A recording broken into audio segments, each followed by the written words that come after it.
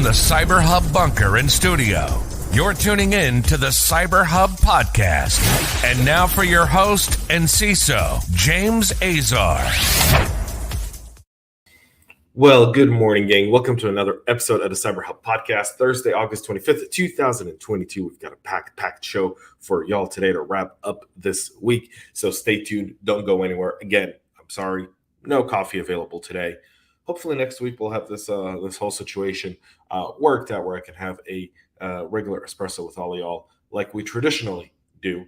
But without further ado, coffee cup cheers to all of y'all. I hope whatever you're drinking this morning, it powers you to wrap up this week with all your might and all your powers. Let's get into the show, where we'll start off with the Twitter former CISO over at Twitter being called to testify at a Senate judiciary hearing after the whistleblower complaint. So Piotr Mudge-Zatka will participate in a hearing aimed at examining the allegations of security failures at Twitter. The allegations of widespread security failure and foreign state actors' interference at Twitter raises serious concerns. If these claims are accurate, they may show how dangerous data privacy and security risks for Twitter users are around the world, according to Dick Durbin and Chuck Grassley, both ranking members of the Senate Judiciary Committee, with Mr. Durbin, Senator Durbin, being the chairman. The Judiciary Committee will investigate the issue further with a full committee hearing this work period and takes further steps as needed to get to the bottom of these alarming allegations. In the 84-page disclosures we discussed yesterday on the show, Zatka alleges that Twitter had not been complying with a 2011 consent order from the FTC that called for the company to create and maintain a security program designed to protect privacy and non-public consumer information. Zatka also alleged that the platform is vulnerable to exploitation by foreign governments. Twitter has since pushed back, saying that this is opportunistic timing and wanting to inflict harm on Twitter, but Twitter has done that all by themselves. And apparently Twitter did not know who they were.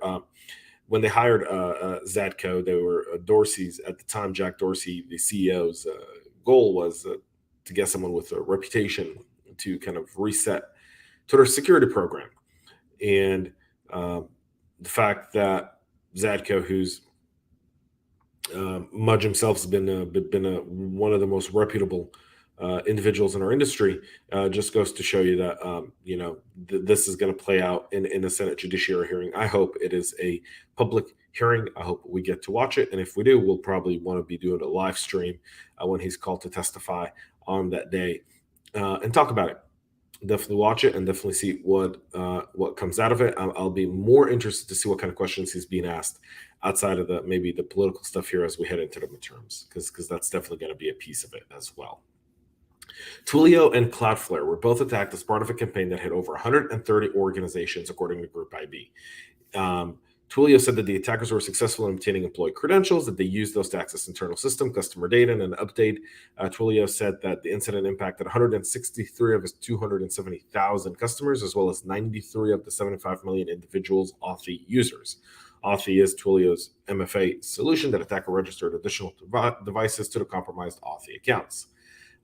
Signal was also impacted by this, Cloudflare as well. And according to Group IB, these attacks were part of a massive phishing campaign that has been active since at least March of this year. The company said on Thursday that the attackers had managed to compromise nearly 10,000 accounts at more than 130 organizations.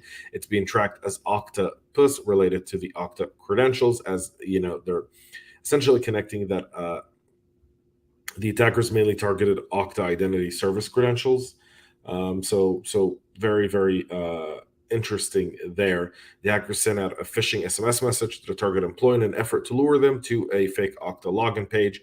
Once credentials were harvested, they used that to get access to internal systems. So this obviously is a greater attack. The stolen data is sent to a Telegram channel controlled by the attacker. The researchers discovered 9,931 credentials, including 3,129 records with emails and 5,441 with MFA codes. The analysis of the data revealed 136 victim orgs, including 114 in the U.S. The other victims appear to be widespread in the software, telecom, business services, and financial sectors, of course. So some more information there and some TTPs and IOCs to understand and really start to put it into your security operation plan and also into your governance of how you deal with these types of situations coming forward, and why, someone who doubted zero trust for a very, very long time, now sees it as being something that, should be more enacted. PyPI is the PyPI repository is warning Python project maintainers about ongoing phishing campaigns against them. The latest PyPI index on Wednesday sounded the alarm of an ongoing phishing campaign that aims to steal developer credentials, inject malicious updates to legitimate packages, essentially creating a backdoor. This is the first known phishing attack against PyPI. The social engineering attack entails sending security-themed messages that create a false sense of urgency by ensuring recipients that Google is implementing a mandatory validation process in all packages and that they need to click on a link to complete the validation before September or risk getting their PyPI modules removed. The modification for their part are designed to download a file from a remote server. This malware is untypically large, 63 megabytes, possibly in an attempt to evade antivirus detection, and does have a valid signature, according to Aviad Gershon, Checkmarks researcher, Aviad Gershon. So there we go. These releases have been removed from PyPI, and the maintainer accounts have been temporarily frozen. 2 of the affected packages so far include Exotel and Spam. Additionally, several hundred typo squats are said to have been removed. Again, software supply chain is going to be our Achilles heel in everything we do in security as we go further and further into this year and next and the next decade. Mozilla Patches high-severity vulnerabilities in Firefox and Thunderbird, Firefox 104, as well as Firefox ESR 901.13 and 102.2. Patches a high-severity address bar spoofing issue related to the XSLT error handling. The flaw track, the CVE 2022-38472, could be exploited for phishing. The latest Firefox release also resolves CVE 2022-38473, an issue related to cross-origin XSLT documents that could pose security and privacy risk. Both vulnerabilities were reported by Armin Ebert, a security researcher. Another microphone-related issue was patched also in this latest Firefox issue update, so make sure you get those done. And CISO has also advised the organization to review it and install these patches immediately. Microsoft is detailing the new post-compromise malware used by Russian cyberspies. The technical details on Magic Web, a new post-exploitation tool used by Russia-linked cyber espionage group APT29, or better known as Noblium or Cozy Bear. I'm not going to keep going with these names. Come on, guys. Seriously, these guys are tied to SolarWinds. They're tied to the attack on the DNC. Microsoft published an analysis of Foggy Web, a persistent, highly targeted data collection tool that the state-sponsored group was deploying on compromised Active Directory Federation Services servers, but now they're sharing details on Magic Web, which is a backdoor that adds covert access capabilities on top of data stealing, which allows the attackers to sign into compromised Active Directory as virtually any user.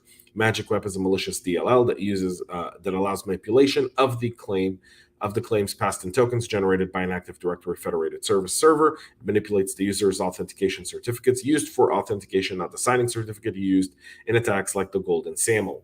As part of the observed attacks, APT29 used highly privileged credentials for initial access, then gained admin privileges to an ADFS system, which is an on-premise server, before deploying Magic Web. With admin access, the threat actor replaced a legitimate DLL with a malicious one, then modified a configuration file to point to the ADFS to load backdoored library at startup and bypass ADFS's claims-based authentication.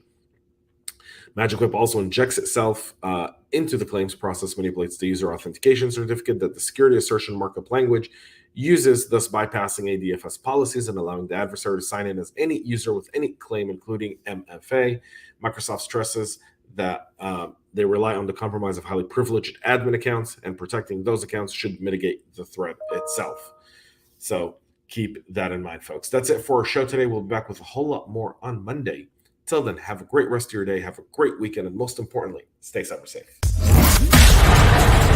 We love feedback, so make sure to connect with us on social media and subscribe to our podcast on your favorite podcast listening platform.